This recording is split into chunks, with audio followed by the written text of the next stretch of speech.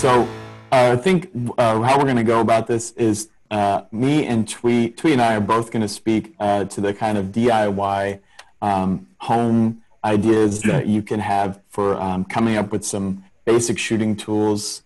Because I know that we both have some pretty good experience in this regard to setting up things on a low budget scale, that simple tricks that you can use at home to be able to take advantage of shooting spaces and be able to make some quality content from home. Thuy is going to speak a little bit more to the film and doing creative content, and I'll be able to spin us back to SEVA News and Daily Show, kind of helping students with the kind of morning show and topics of that nature, and kind of as it regards to the SEVA contest. So Thuy, I think Thuy has a little presentation set up. Thuy, if you want to go ahead and start with that. Sure. Okay. Awesome. Yeah. This whole presentation, we're not going to go through the whole deal. I just want to give you guys an intro to it, and you guys can use it later to show some of your students. This is one I created for SEVA a while back. I got my YouTube channel on there too, which is a lot of like little simple tricks and tips for kids to make videos and lighting and everything else. But I think like a little background, like I've been with the SEVA for a long time, since like, you know, I still got the original kit that Doug provided with the tripod and the cameras back in the days when we used tape. And I've done everything. I got so excited, like many of you guys, with SEVA and getting my kids going through and trying different things. You know, I went, my next step was getting the most expensive equipment, and that didn't work because I couldn't get that many cameras during the time. I think I bought it like back then, like over 15 years ago, $1,000 camera, but I only had one.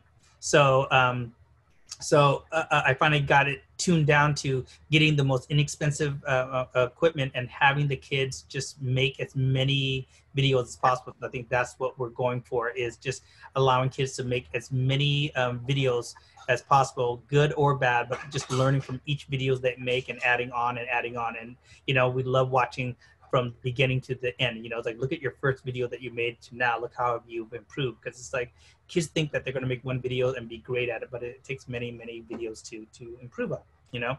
Okay, so here's some of the tips and tricks here, just a real quick overview. You know, like telling your kids when most of my things that I want to shoot on is going to be on iPad or on the camera, because that's what's accessible to us. And especially now during our current situations, like getting kids to use whatever they have around the house is the best solution, not, you know, getting them kits. If we have kits to get to them, then that's great. But for right now, iPads and iPhones or smartphones work perfectly. Okay, so parents do not let friends record vertically. So just remember, please record horizontally. All right. Here's a quick one we did years and years ago. It won the SEVA, and you know, this is the one where it was a very simple concept. And where I'm going with this is, like, the kids have to have a good idea, and with that idea, really talk them through the idea, because it starts out with a great idea. That's where it came from. And I was hesitant about this idea because it was a very deep issue about cutting and about bullying and everything. But the kid, this is my fellow sixth graders, but they walked me through it, and they really came through with this.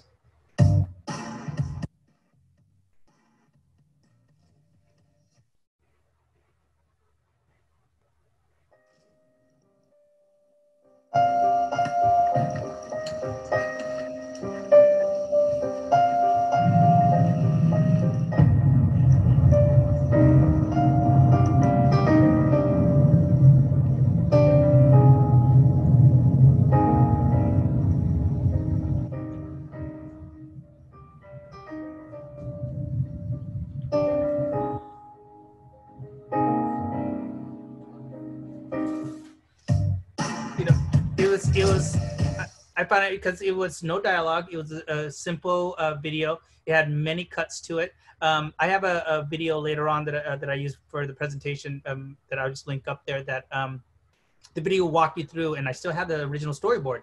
So what they thought in their head, what they drew out there, they produce. And I think that's what kids forget, is like your ideas in your head becomes real life. And that's what's so powerful about video. So have them take that time to really plan out things and to walk you through it. So tell me more about it.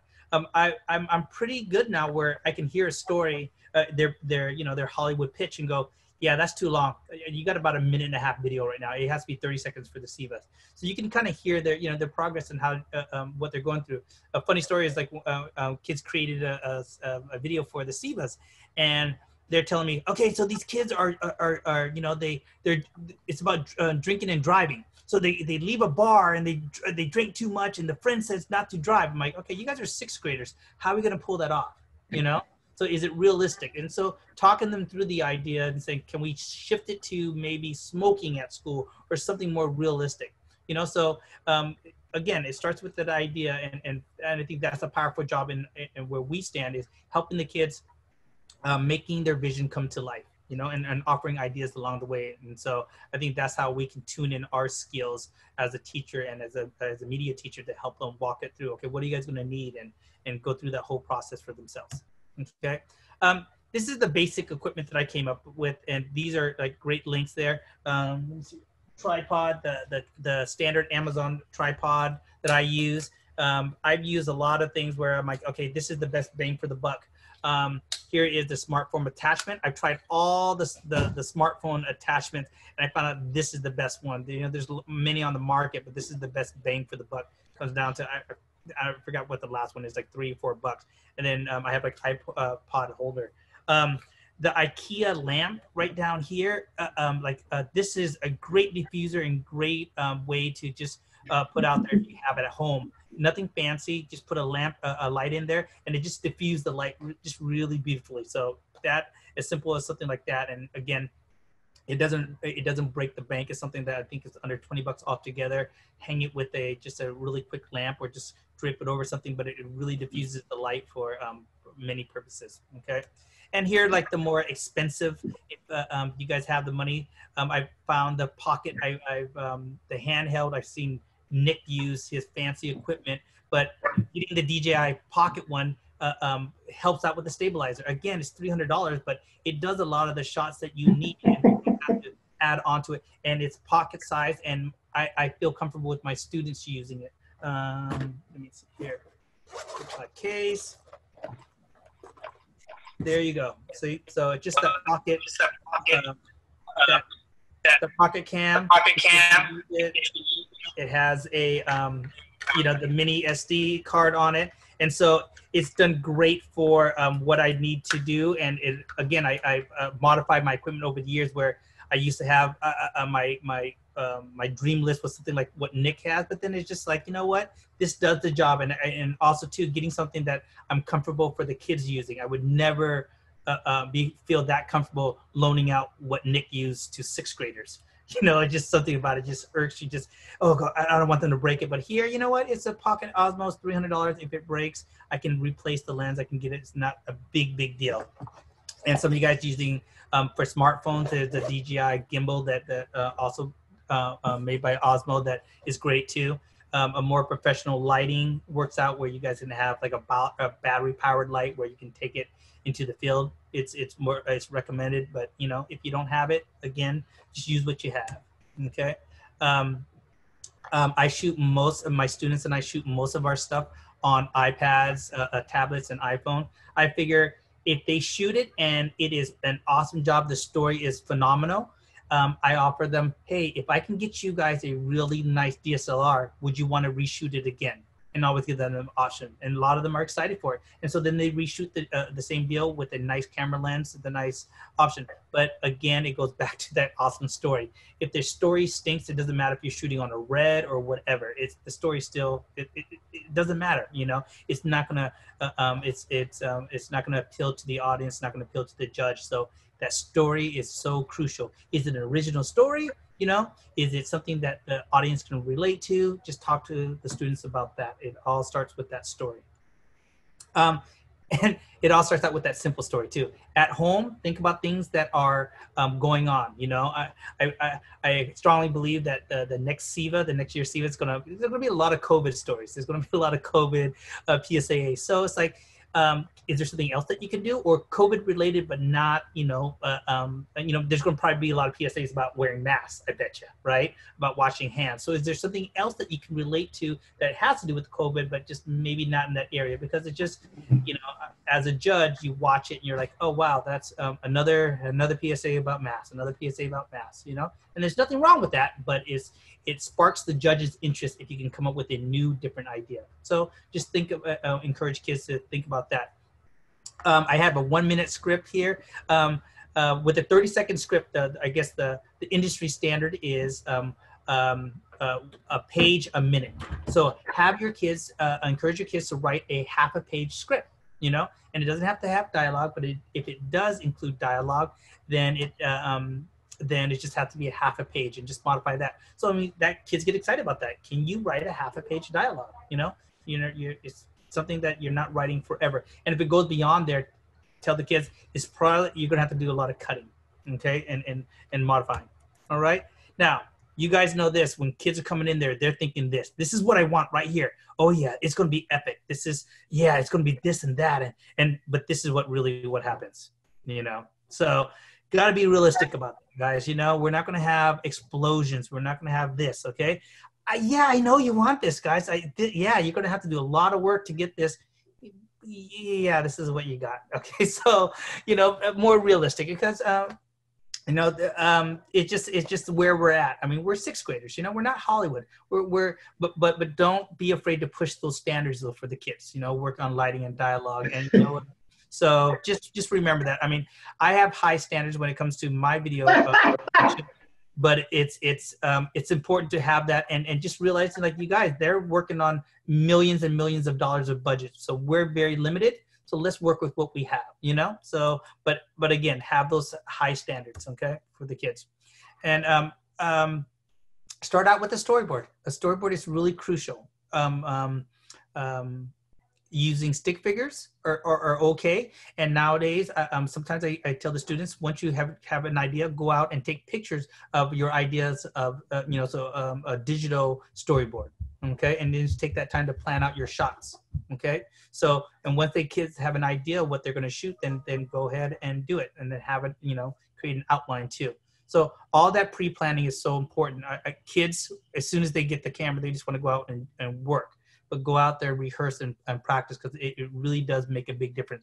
Sometimes we have to recast some of the people in their team. It's like, ooh, they're not a great actor, Mr. Pham. What do I do? I'm like, you might want to research other actors, or outsource another group and get another actor within your group there. So so it might happen. It might happen that way.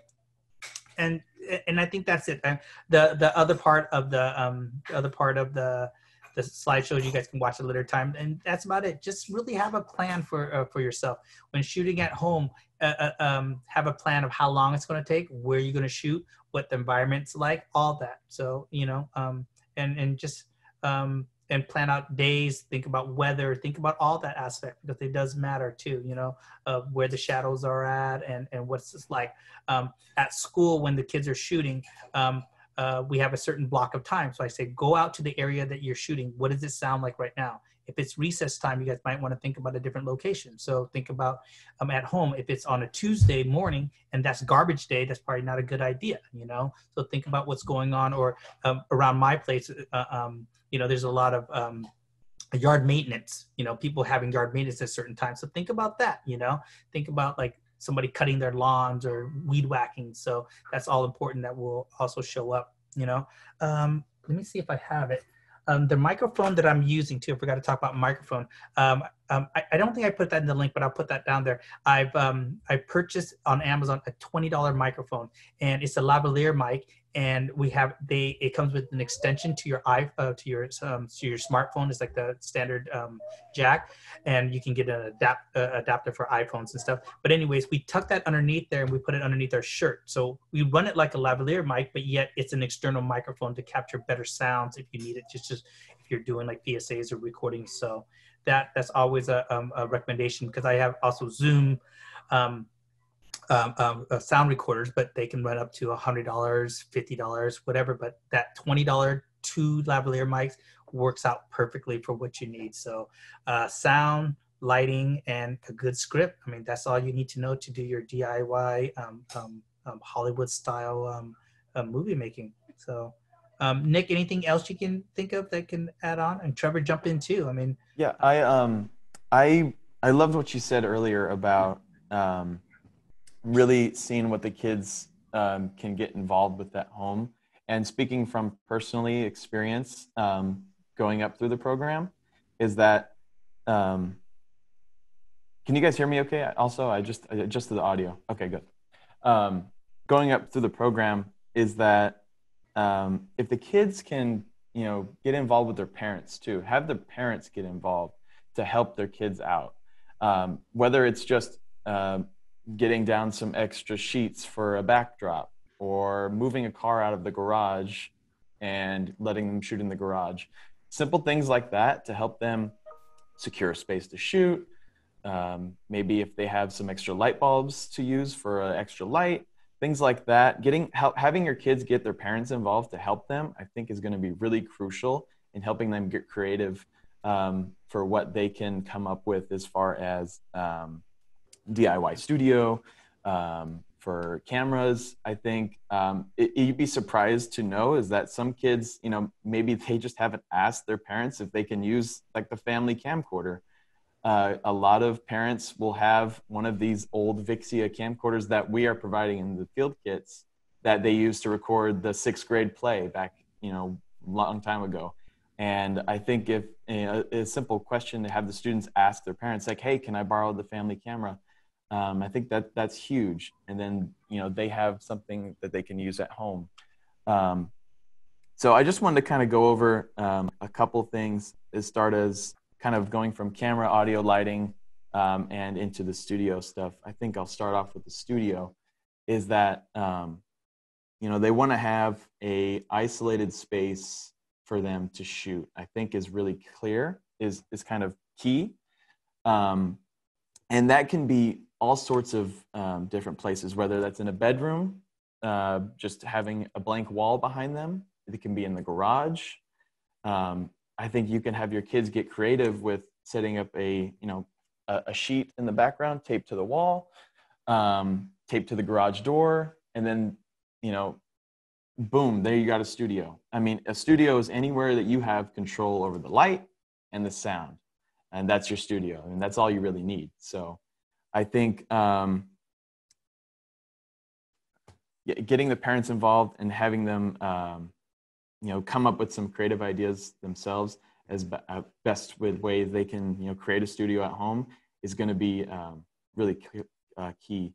So then next I want to talk about cameras. I think a lot of people want to, get the best camera that they can, but yet they have a camera that will work for them already.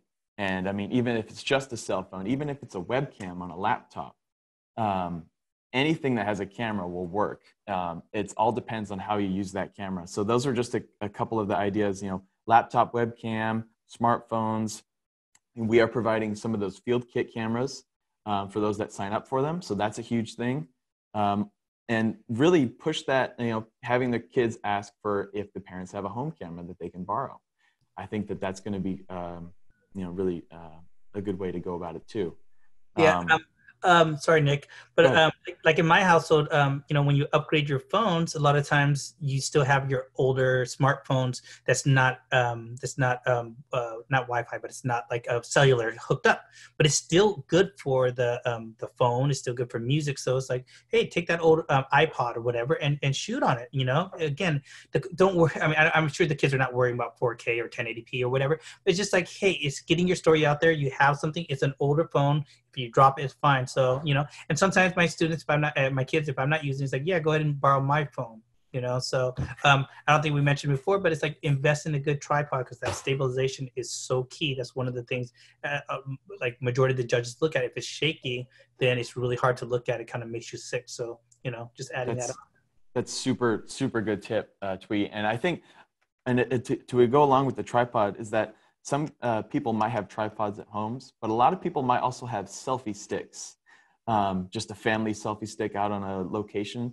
A lot of times what those selfie sticks will have is it has the phone mount at the end, but that phone mount is detachable. And you can take that phone mount off. It's just a simple 1/4-inch thread. And that 1/4-inch thread will be universally, compatible with all tripods. So I think it's really important that you ask the kids to get creative, see what they have at home. Some of these kids might have everything that they need already. And to take advantage of that would be huge. And then that gets them creative, gets their ideas flowing. Like, oh, I can set up a studio here. I can, get light here. I wanted to touch on lighting next for you guys that come up with some DIY solutions for lighting. My big go-to always has been these. These are really cheap, $4 clamp lights. They're actually called heat lamps, I think is what they're normally used for. But the way that you get heat out of them is you put an incandescent bulb inside of these. So the big tip, if you're going to use these, the fixture itself is $5 at, big box stores. The real key though, is that you want to have an LED bulb. This is super crucial. So this is what it's going to do, is going to give you a lot of light, and it's not going to put out any heat, really little heat. I mean, it's literally like you can put your hand on it and it's really warm.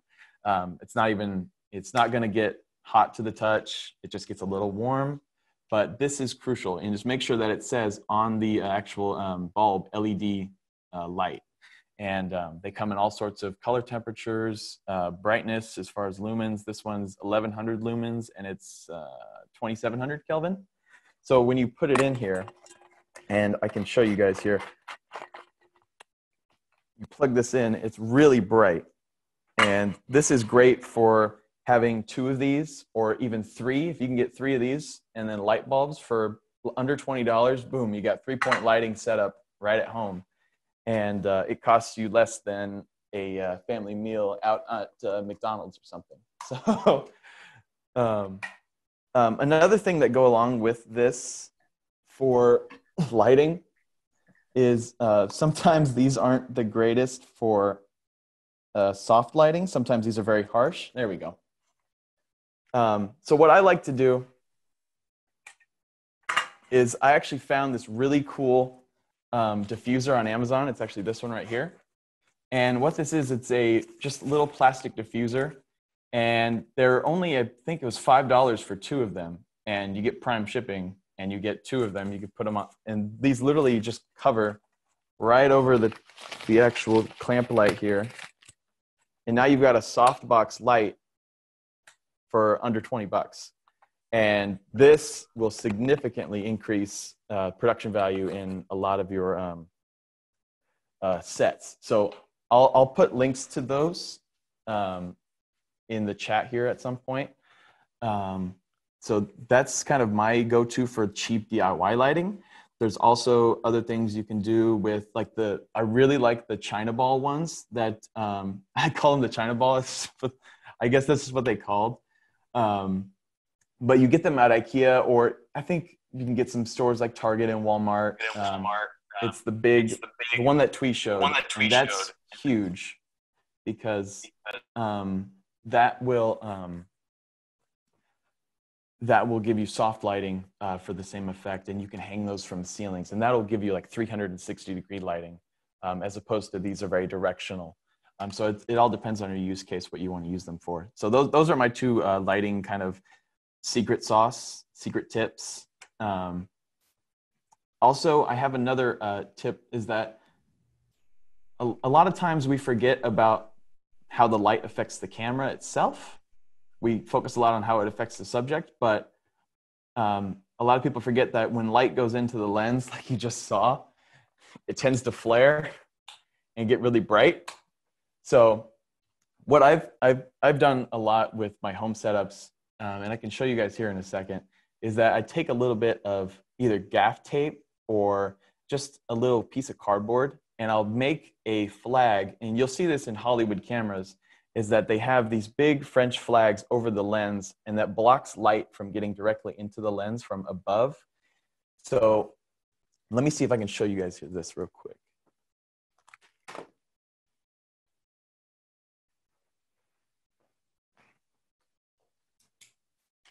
So I just took my webcam and took a little piece of gaff tape, and effectively it gives me a like flag that I can just remove if I want to. But this, what it's going to do is it's going to cut out a lot of glare that comes in from lights that are coming into the back. So I think if your kids are using cell phones or webcams like this one, this is a Logitech C920, this simple trick will help if they're getting a lot of glare.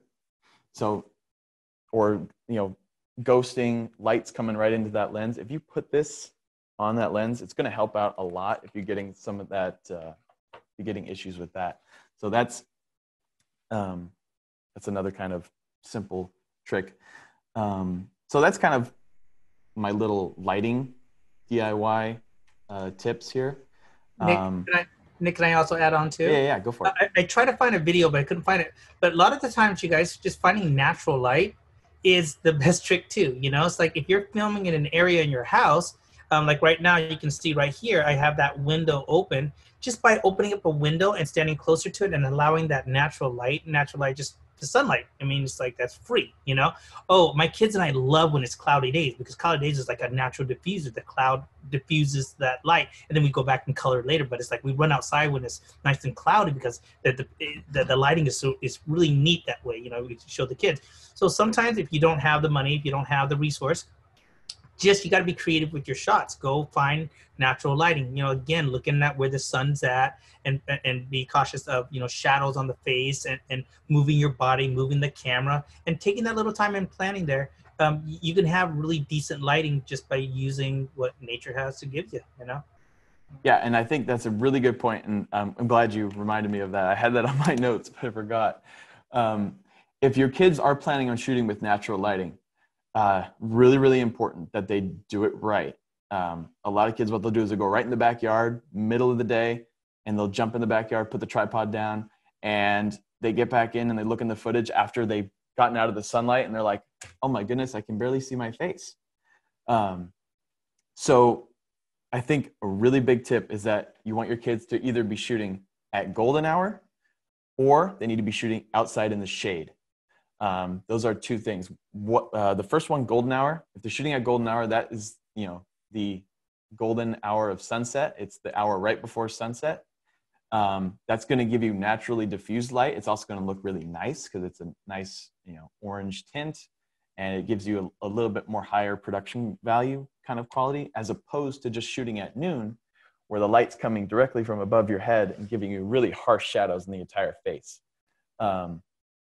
So when they do shoot at golden hour, that's going to be the best time to shoot. If they have to shoot during the day, in the middle of the day, push them to go outside in the shade, on the porch, on the patio, under a tree, somewhere where there's going to be shade, and that's going to diffuse the light that's coming in. They'll have a lot of ambient light from the shade, from the actual sun, and getting the ambient light that's coming off of, you know, bouncing off the surrounding walls. But in the shade, it's not going to give you those harsh shadows. Everything's going to be diffused. So that's really, really important. So I'm glad. Thank you, Thuy, for bringing that up.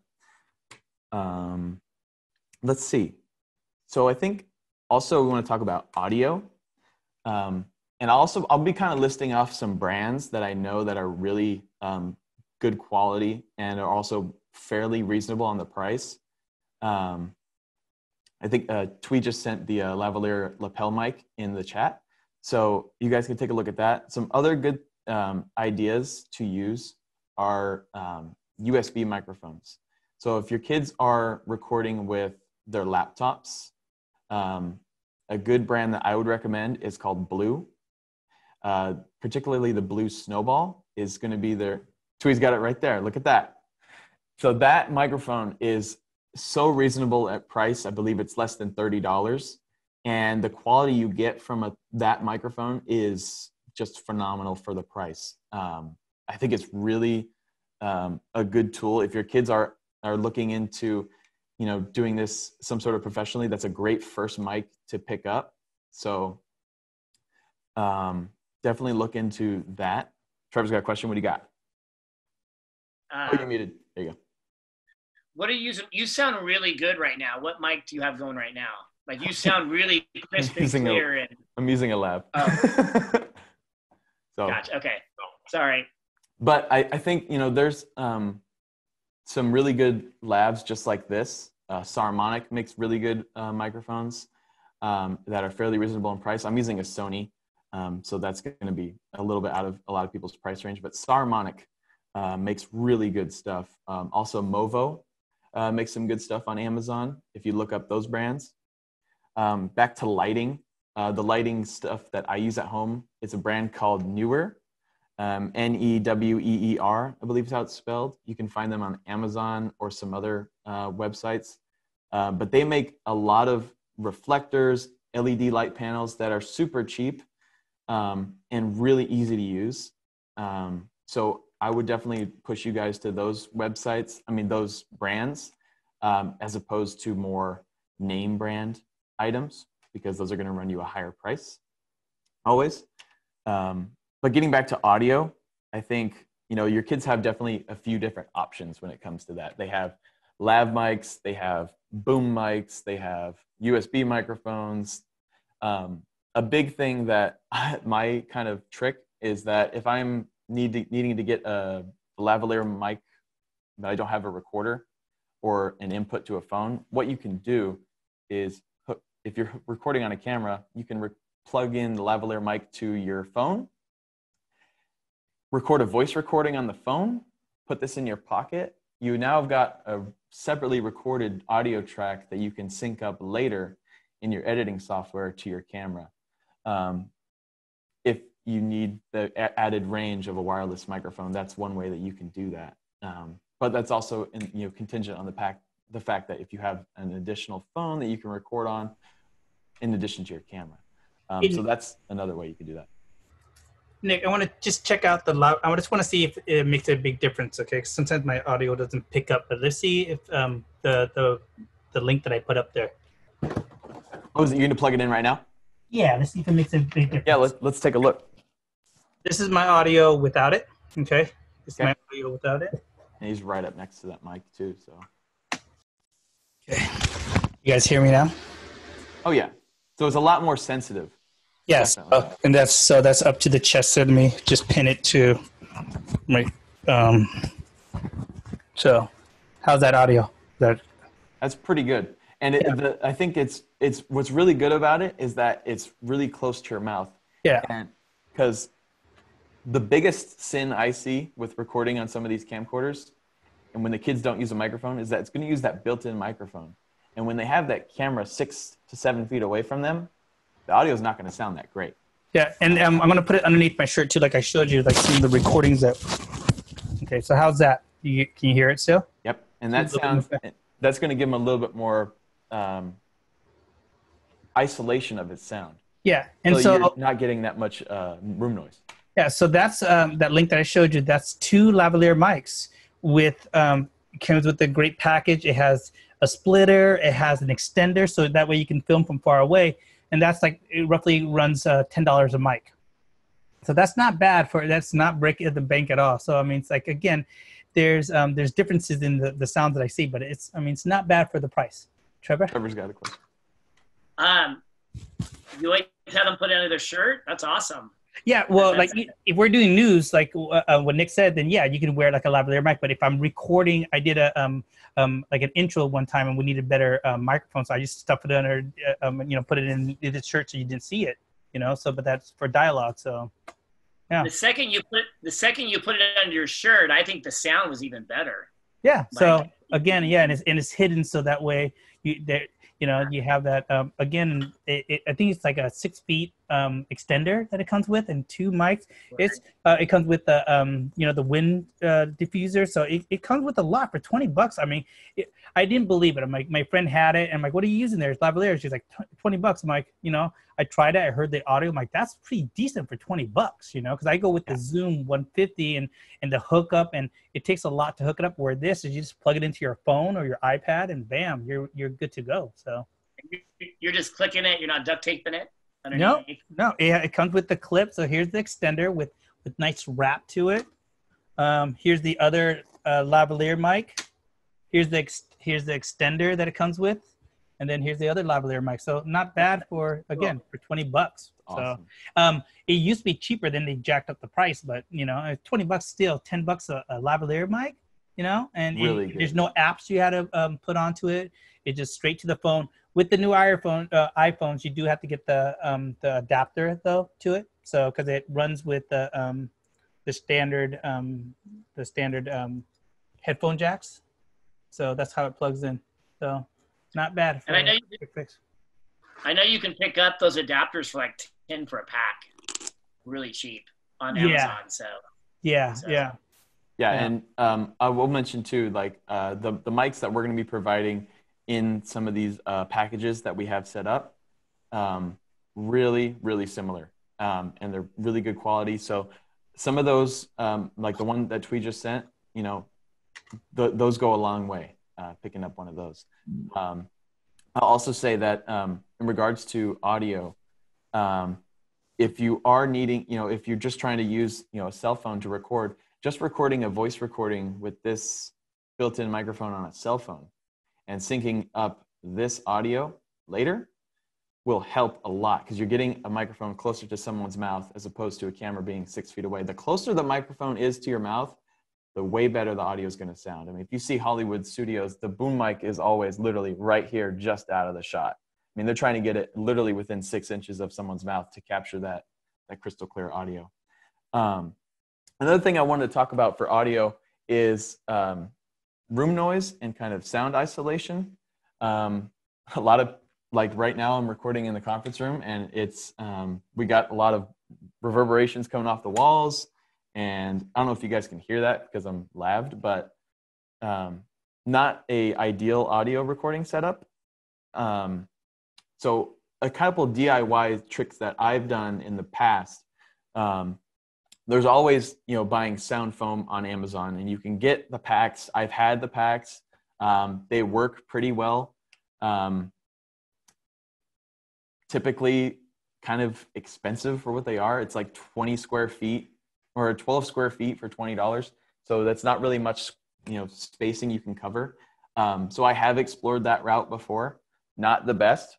I believe the most bang for the buck that you can do in regards to isolating your sound and setting up your more professional sound setup is using either moving blankets or blankets in general, or thick drapes, and recording in a room that has carpet.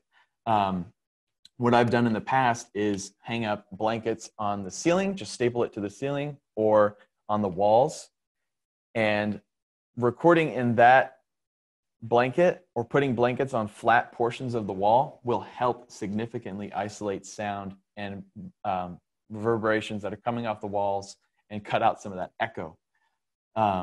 My personal experience with doing that DIY setup is that you can get a super effective setup for a really, really simple price. Any questions so far? Anybody? I know Trevor had a few questions. Anybody else have any questions? Feel free to chime in.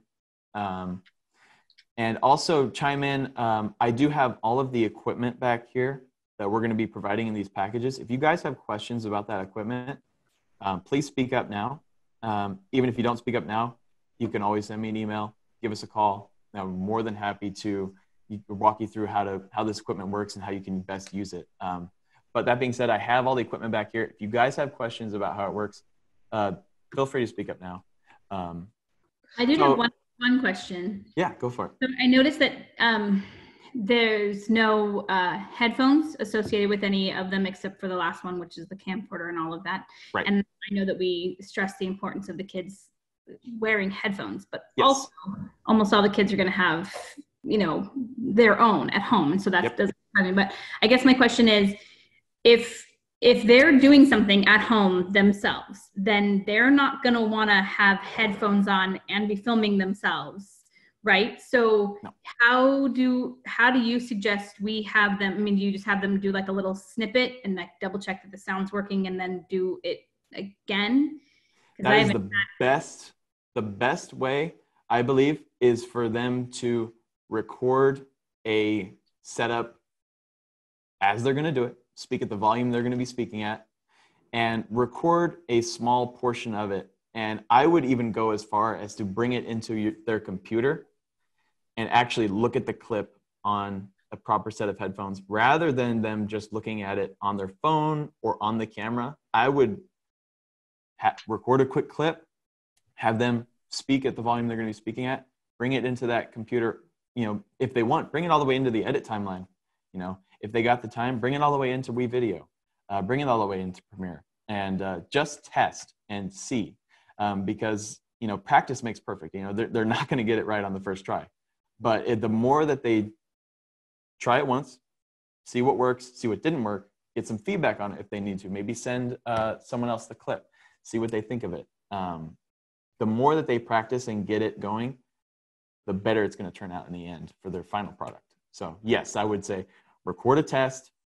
On the cameras, they can monitor the audio right off the camera. But also what they can do is if they're recording on their cell phone and they're plugging into the lightning jack, you can't have headphones and a microphone plugged in at the same time, but record it, then unplug the microphone and plug in your headphones, and then listen to it back on the headphones. Real simple ways just to kind of test that audio. There are some apps, I will say this, there are some apps that will allow you to monitor with Bluetooth headphones or with another set of headphones. There's also adapters you can get that turn your phone into like a multi-adapter setup. Haven't had good luck with those in the past. But there are some apps that you can use that will allow for live audio monitoring. Sometimes they cost a little bit of money because they're more professional. So I would just, the easiest way is to just record a clip and test it. Any other questions? Yeah, Trevor? So I'm really into having the students do newscasts. I really enjoy the news stories. And I see the big monitor behind you, the SECC video going there, and you just have a snapshot of the logo up there. How do you get the reflection of the lights out of that? Because right now I can see the overhead lights. Is there a secret around that? Should you be closer to the screen maybe, or diffuse it, or? A lot of it has to do with angle the camera's shooting at. This, I mean, I'm not trying to get rid of the reflections right now. But, right. Typically it's going to be the angle that your camera's shooting at, and just testing, moving it around, and seeing where you can get that best look. Okay. There are more advanced ways of dealing with reflections called filters, called polarizers, that will delete reflections out of the lens that are coming through a piece of glass. Okay. That's more advanced. I use that for my advanced setups, but on something like this, I would say try to see what the best angle is that you can get on that camera. Shooting low like this, you're going to get those overhead lights. But right. Even if you just like pick up the camera and shoot it, a little bit more eye level to where you can't see those lights, it's going to help out a lot. So, yeah. Okay. Yeah. And you give a nice setup. I like the frame and everything, so you give me an idea. Yeah. Okay, thank you. Of course. I think the setup with like any like DIY setup at home is to be creative and to play around with stuff. You guys notice that I put in my fill light right here, right? You guys notice that? You see that? I mean, slightly, but put it back up. And look, you guys don't know it, but I got my assistant. Look at that, using a whiteboard, doing my fill light. See? I mean, look at that. I mean, so at home, if you have your extra kids around, I want to help out. This is the perfect job because you guys, they don't realize on the movie set that there's people outside of that frame. Up a little bit and hurry up and get my Perrier water, please. Okay. So a lot of your staff, your crew can be larger if you don't have anything. So I want to do camera. Your important job is to do the fill light. Okay. So she helped out, and that's just the whiteboard I had floating around. I mean, it's not even really truly white, but I mean, imagine if you can grab anything, a notebook, whatever. We ran into things where grab things around your house that can really help out, because I mean, it makes a big difference, that fill light right there. So I mean, look at my cheek, just putting up a little bit of lighting underneath there where you don't see it. So it's being very creative with your shots and adding in whatever you can, like if you have a budget, absolutely, you can get around with making a great Hollywood style production with under $100. But if you don't have it, be creative and use what you can. And like what Nick said, play around with things over and over again, film it and see what it looks like. People are afraid. It's not way back in the days when I used tapes and like, okay, you guys stop recording. We're wasting tapes. Where now it's digital. If you don't like it, edit it later or get rid of it. It's like, I have a 100 and something whatever gig SD card in there. Don't worry about it. Let's record it. Let's see how it looks, and let's play around with it before we actually start recording. So lots of tests and test and fail and play and fail, and then learn from your failures. Yeah, and I think when it comes to bounce lighting and fill lighting like that, that's really, really an easy way to get the better quality light in the shots. I mean, the best one I can share is a poster board.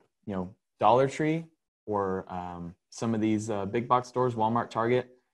Pick up a poster board. The best one is the one that has that 3 fold out, and it can stand on itself on a table.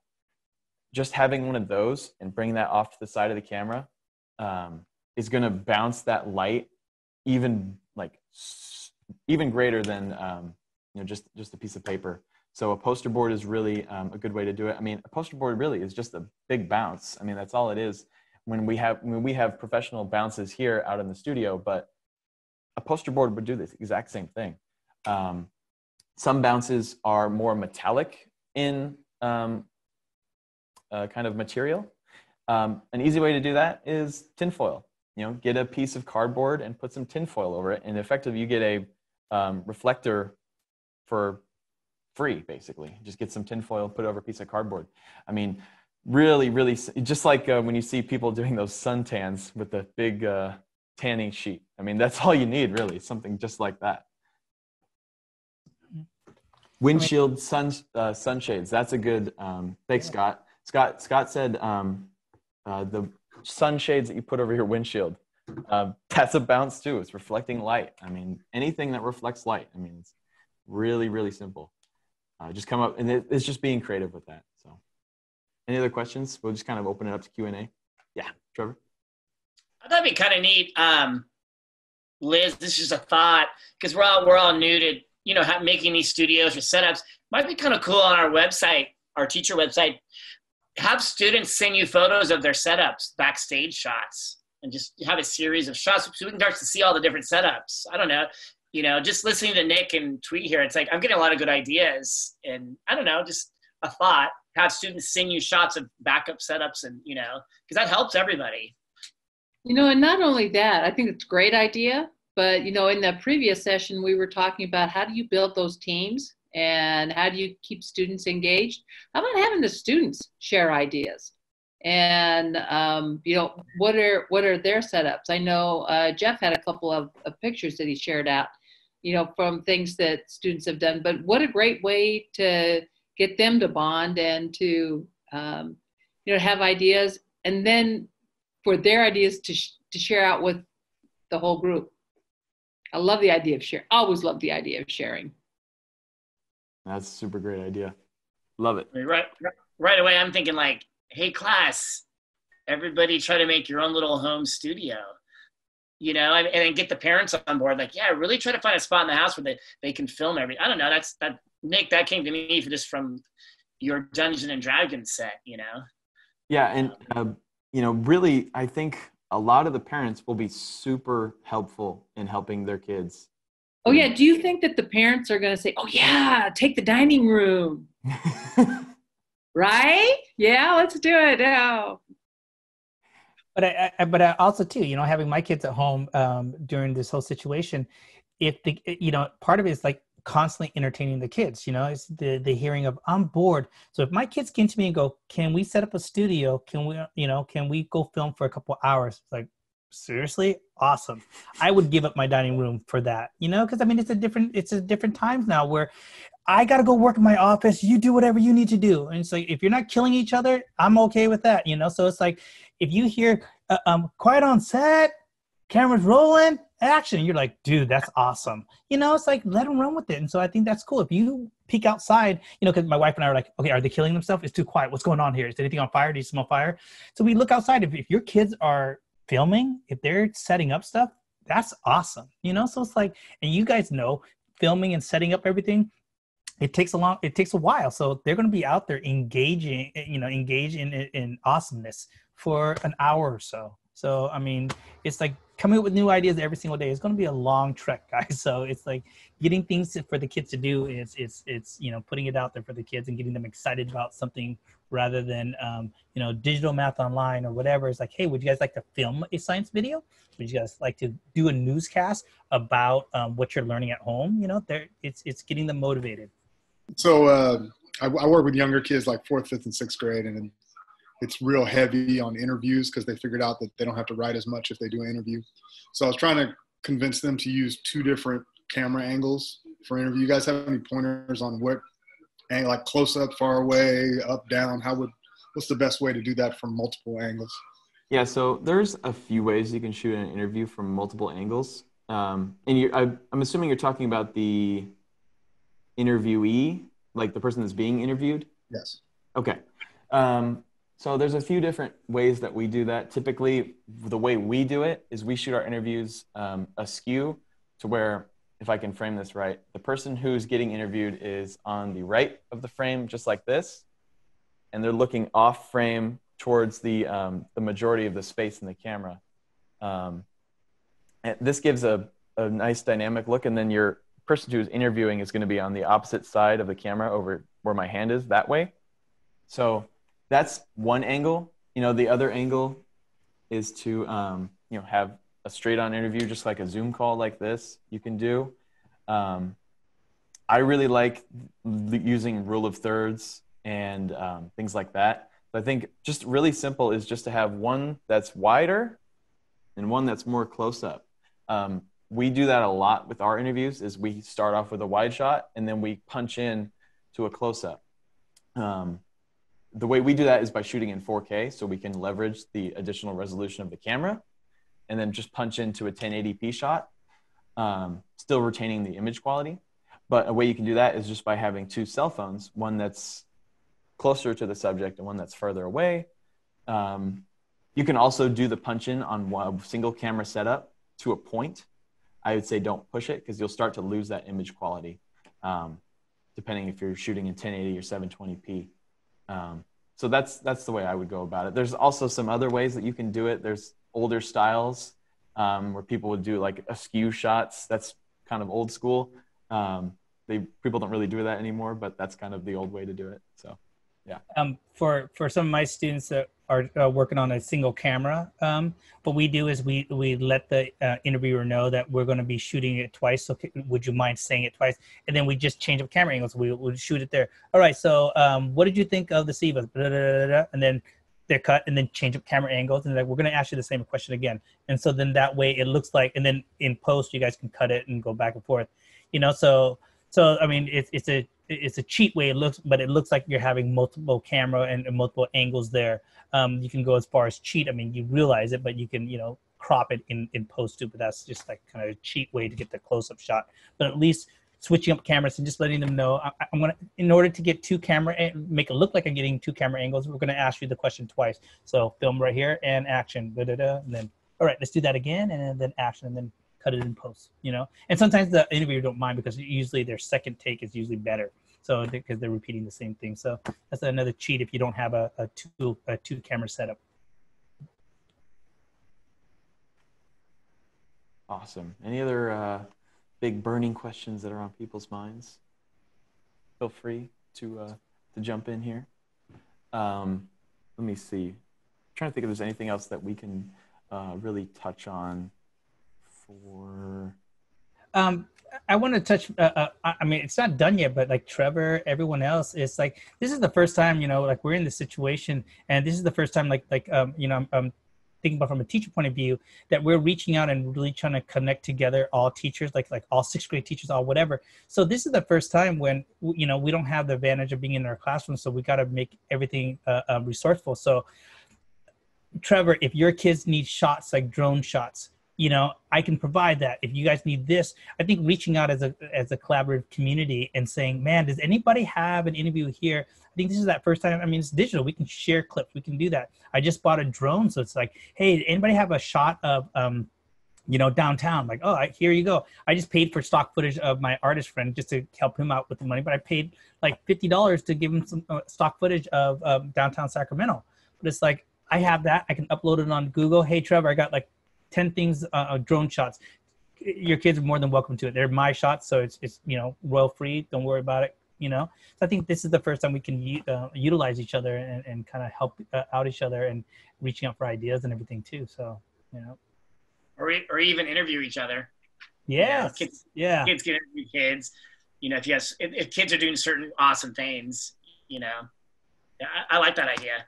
Yeah, because it's like, hey, and reaching out. Can anybody have a hookup to somebody that works here? Oh yeah, I do. Actually, my buddy works there. So set up a Zoom. Yeah. Boom, there you go. So it's I think just reaching out there. All we can say is sorry, Trevor, no connections here. But right. So I think it's a great opportunity. So.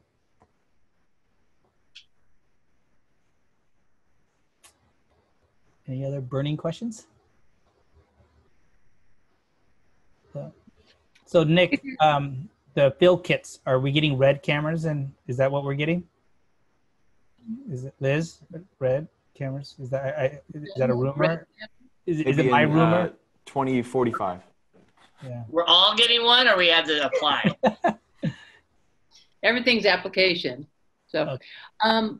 I just want to remind everyone that this will be posted. Anything that, people have to share, we'd like to put it up on, any files, any suggestions.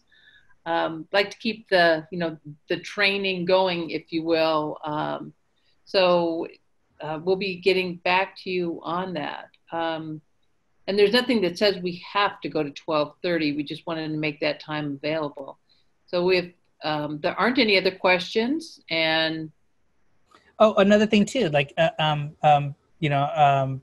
if any of your kids want to reach out too, and if they're having questions, like, like I'm sure Trevor, you wouldn't mind if because you're really good at setting up your studio. So if like my kids have any questions, like, reach out to this teacher. So like I open up that too. If your kids have any questions about lighting or whatever, and I can provide that help through email. It's like, I'm more than, hey, email this teacher right here. It's I'll put it out there if you guys want my email address, but it's like, I'm bored most of the time, so if they have any questions, they can contact me, and if I can help out, that'll be great.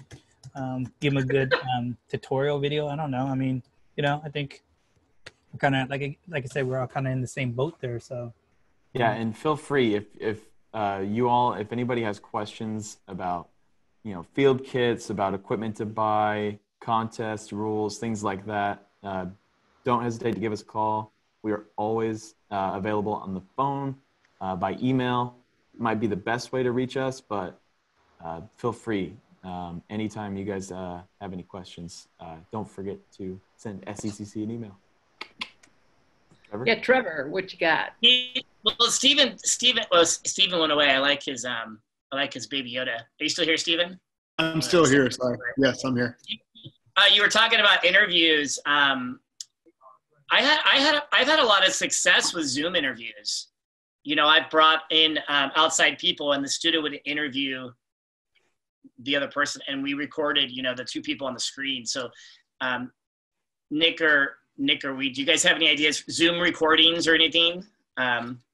Anything to say on that? Or I have, a few tips I can share with as far as Zoom recording. The Zoom recording you get out of Zoom itself is pretty high quality. The only thing to watch out for is that you are recording it in the proper format that you want.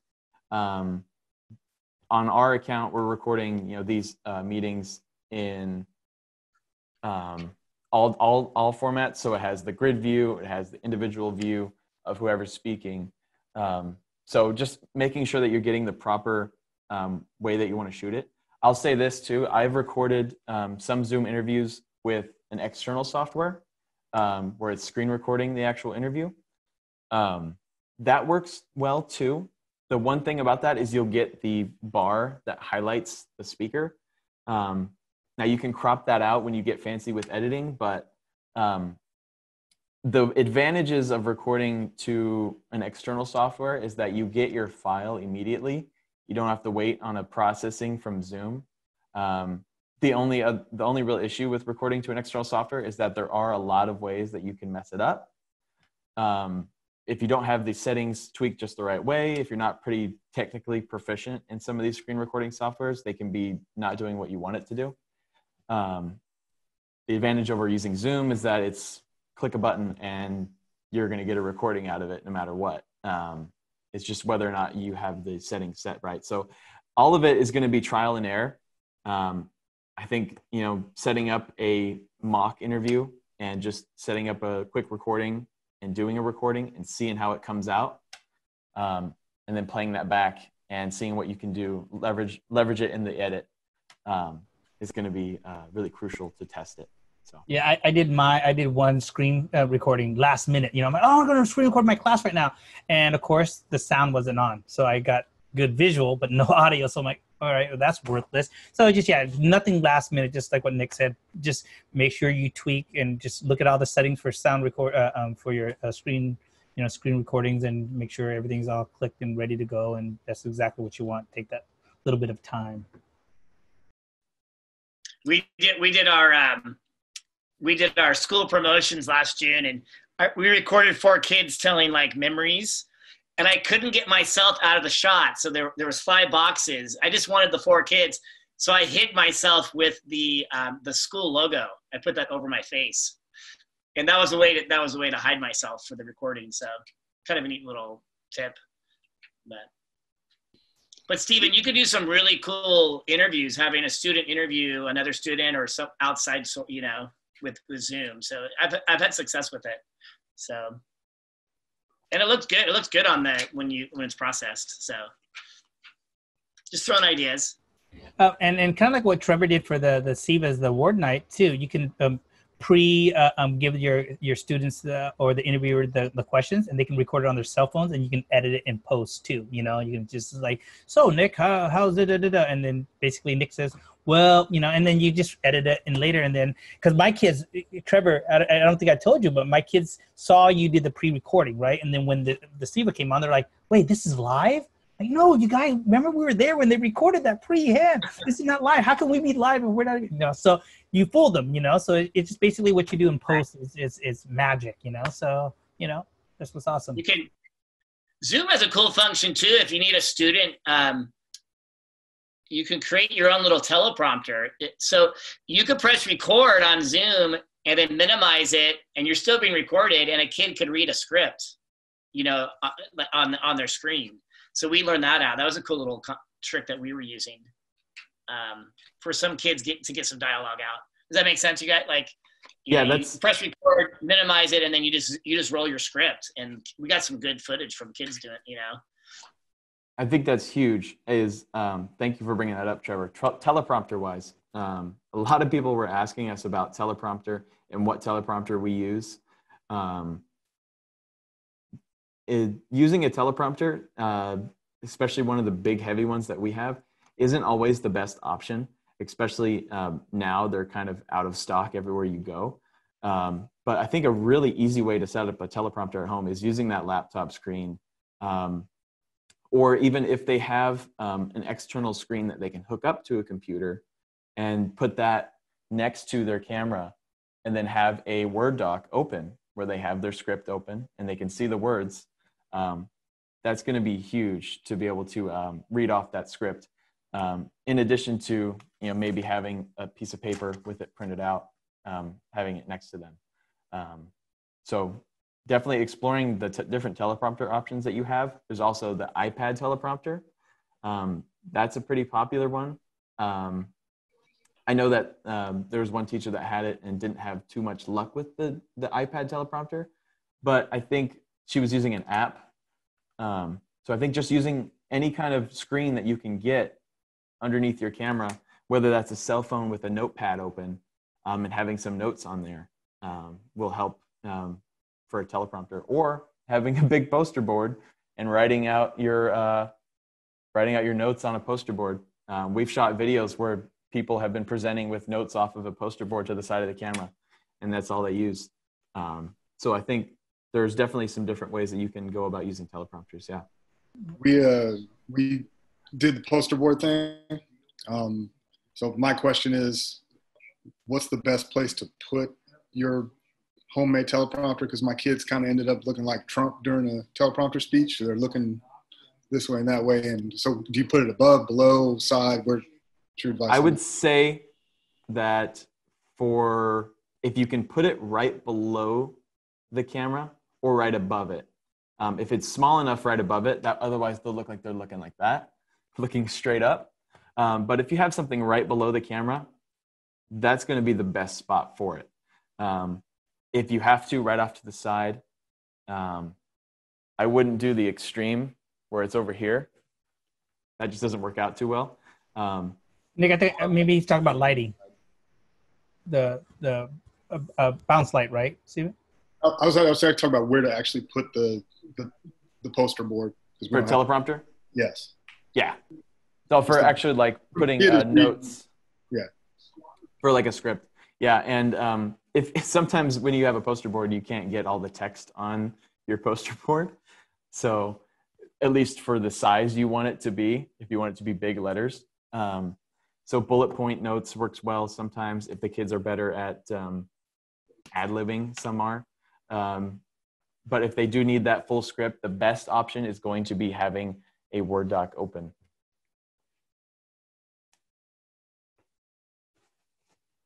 And looks like Brad just had a question. Someone talk about a basic workflow idea. And Brad, are you talking about just kind of start, finish? Sorry, yeah. Basically, I mean, one of the things mentioned in the description of this was a workflow situation. I just want to make sure that I have something I can present.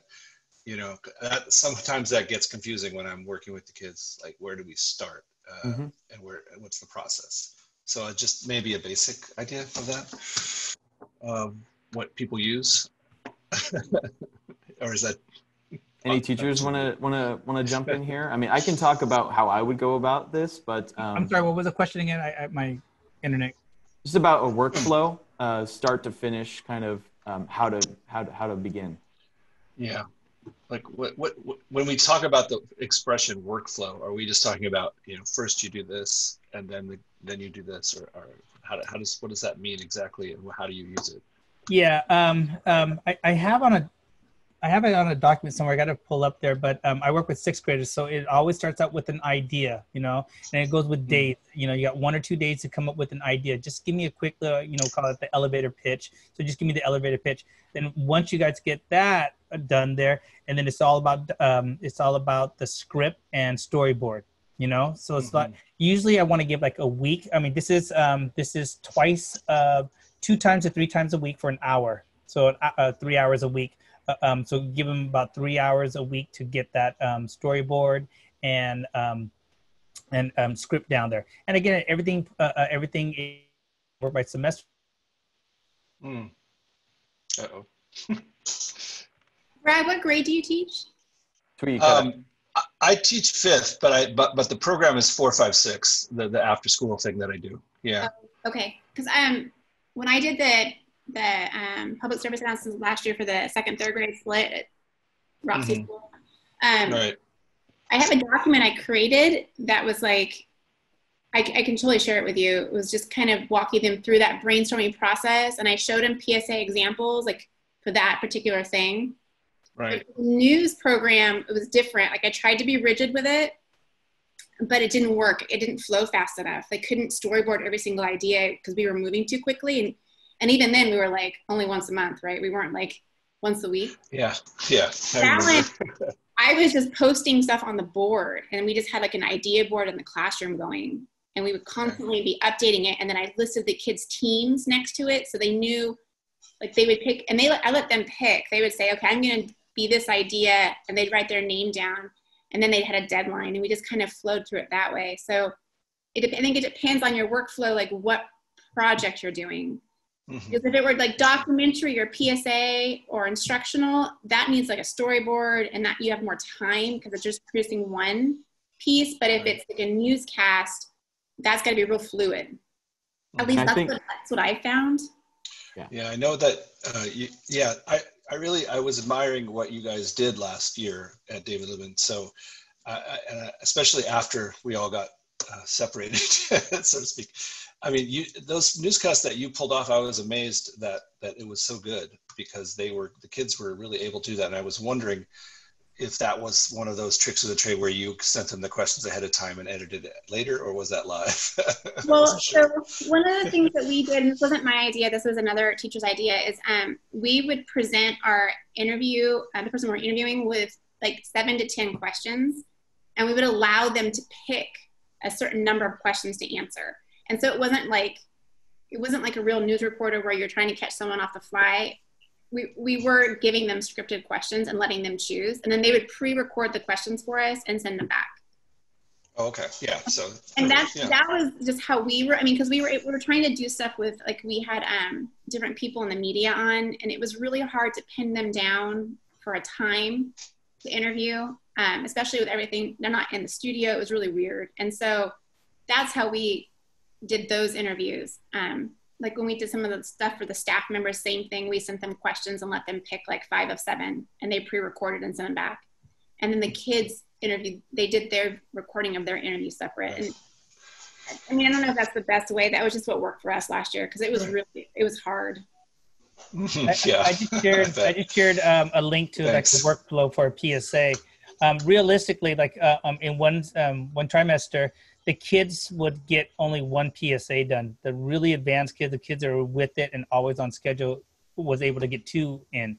It's a long process, and not with the time that they put, depending on the time, because a lot of the times the kids had to put in extra homework and come in at recess time to edit and stuff. But just having that a couple hours a week, I mean, it was tough for my 6th graders, but that's just a rough idea. 1 to 2 days on this, 2 to 3 days on that. So that's right. For PSA. So that's good. That was the Thank you. That's awesome. Yeah, I'm trying to do a monthly news program and SEVA, submissions all after school, basically. For the news, for each segment, my only advice was that I kept it very simple. Only 1 or 2 segments. I didn't want to put in a whole bunch of things all together. And then we built on that. Let's have 1 main story, maybe 1 other side story, and an intro and a conclusion to that, and then add it on there. Okay, so can we do a cooking piece to it? Are we ready to add it? Because news stories take a long time to edit and put together and all that. So not to make it too robust and add in all the stuff. We'll save that for the next one. We'll save that for the next episode. So just start out small. Always a simple idea. Just to get it out there, because the kids will. Anything too long, they kind of get burnt out too. They get bored with it, And so you want to get a set of accomplishment. And I put down the 2 to 3 days for critique. You always want to critique it, because that's such an important piece to it. What do you think you could have done better? What did you do well?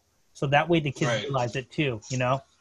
A lot of them get shy on it. They don't want to look at what they shot, but it's like, that's so crucial to look at what you did, and let's build on it. It's like, okay, well, the lighting is a little dark, so can we improve that for the next one? All right, well, use a bouncer, use this lighting, or work on it. So it's going to be in their mind for the next shot. And again, first episode versus the 5th episode it's going to be remarkably better, because it takes time. All right, cool, thank you. And I'm going to tag on to one of what Brad was just saying with trying to plan and being distant. Trevor, can I ask you a question? When I found last year, they just couldn't edit at home. Some of the kids could edit their segment and they could drop me their segment that they edited. But when it came to the larger piece, they either didn't have enough like bandwidth to get it from kid to kid. Like I tried to have a kid edit the whole thing from beginning to end, and we just couldn't do it. He couldn't transfer it. It was a matter of having to put things on flash drives and driving to houses.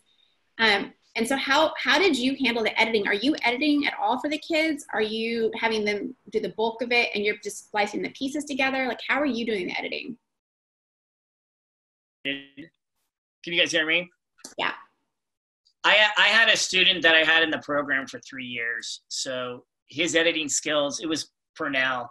So when my teams would put together shows, he would just pull. So I say there's 4 segments in that show, and then the anchor person, he would just pull all those videos from WeVideo from their projects and edit it together for us. I really try to make them do everything. That's the big. I don't know if my Spartan TVs will look the same now because he's gone. He was my key. He just really got into it. So, but I would say, like, are you trying to do a newscast? Yeah, new show. You have to have your anchor spots. Yeah. Those are quick and easy. Those are just quick and easy. Hey, coming up next, that's one person shooting all the segments. And then I would have the kids fill in the spots with their videos. Okay. That was kind of the recipe I had. So for a little bit, I'm going to try to train this one girl that I started in July. Try to get her to be the one that will clip it all together for me, Okay. So have like one or two main editors, and then they kind of pull the whole piece together while you have the other kids just editing their smaller segments. Right. Okay. For the episodes, yeah. Okay.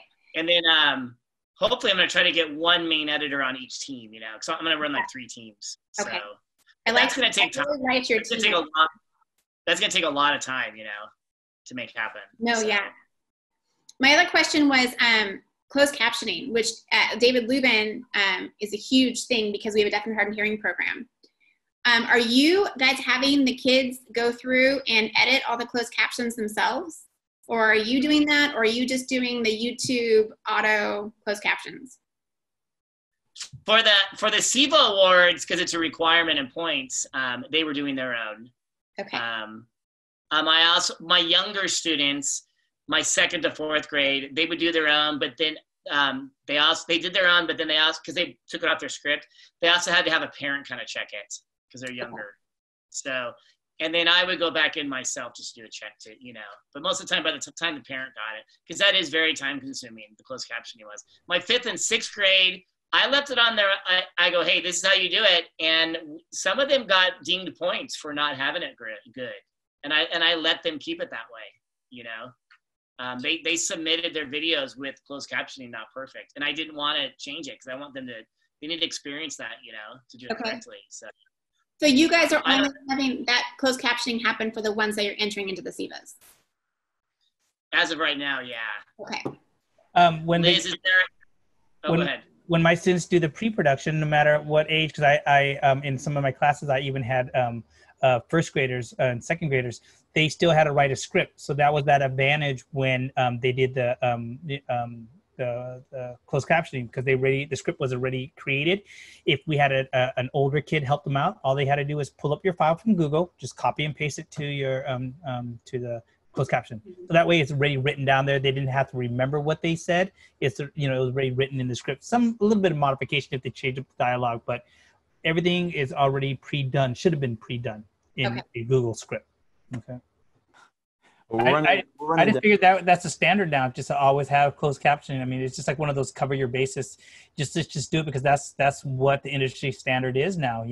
That's what we talked about in the prior SEVA meetings with all the teachers. If we just do it and telling the kids too, that's just standard. I mean, it's just like anything else. If that's our expectation, they're always going to do that. I mean, it's a good practice to do, to always write your script out and to put it in the post.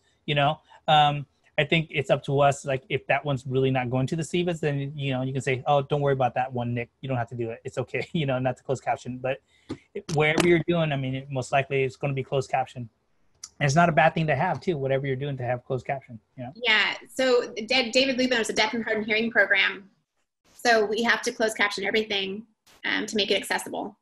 And then we also offer interpretation, too. So it just adds layers to our timing. And that's why I was just curious, who's doing the closed captioning for you guys? Are you doing it for every single one of them? And just kind of what that looked like for other schools. I was just curious.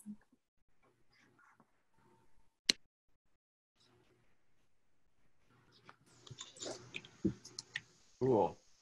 Well, this should, I'm sorry, just a final added in there. Like with your timeline, with the workflow timeline, adding that in there as part of your piece. Remember, you guys, you're not done yet. Your final piece is to close caption and to review it. And that's going to probably, if you're good, that's probably going to take 1 to 2 days. So I mean, just adding that in there. The little ones, the 1st, 2nd graders definitely need a little bit more help. So my 5th graders, all the older kids kind of helped out with that. But just kind of put that into your workflow. I mean, that's just part of it. The kids have to understand that, making a newscast, making a PSA, it's not about pressing the record button and filming. There's so much behind the scenes. I always tell the kids, that there's so much pre-planning, months and months of pre-planning, even up to a year before they even start making the movie. We see the final product, but even when they're done, then post-productions and cleaning it up and doing all that. So it's like, we only see the final piece. We only see an hour and a half, but there's a lot of pre-planning going on, And so that's the one thing that they have to understand. And that's part of that process, because you talk to every kid wants to be a YouTuber, but it's like, there's so much work involved in it. They write dialogues, they do all of that. They just don't turn on the camera and just start talking.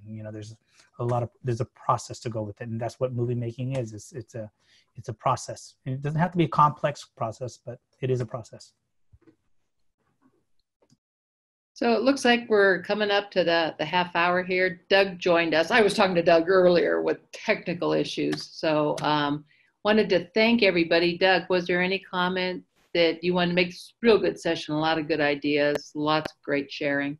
No, thank you all for joining us. And tomorrow morning we're going to start at 9 o'clock. We've got the news director from KCRA 3 joining us for about 90 minutes to go through what Channel 3's been, how they've adapted and changed in covering COVID and working with staff and covering pieces. So we can pick their brains for ideas of things that can maybe be implemented there at your school site. So, and then after that we have breakout groups, a K6 group and a 712 group. So you guys can share best practices and different ideas in preparation for coming back to school. So, so we'll have some good sharing time available for you there as well. So. Okay. And so Thuy, thank you very much for all your time and help. You too, Nick. And everybody, enjoy your afternoon. And we will see you all tomorrow morning at 9. Thank you. All right. Hey, guys. Bye. Have a good Thanks, day. everybody.